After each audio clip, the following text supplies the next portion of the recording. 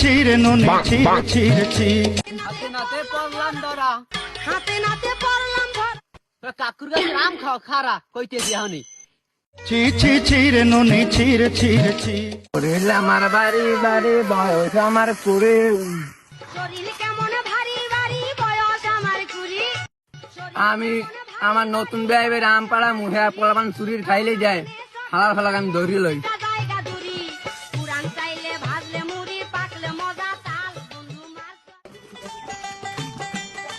আব্বা গেলে কই ম্যাডাম আব্বার স্কুলে বুলাইছে।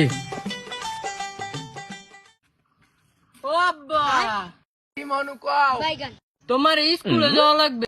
আমি স্কুলে যাইতে পারবো না, এদিকে গুড়া গাড়া আমডি আমার সব খাইলেই যায়, ও জ্বালায় আমডি আমি রাখতেই পারি না। এলো ম্যাডামে তোমারে বুলাইছে।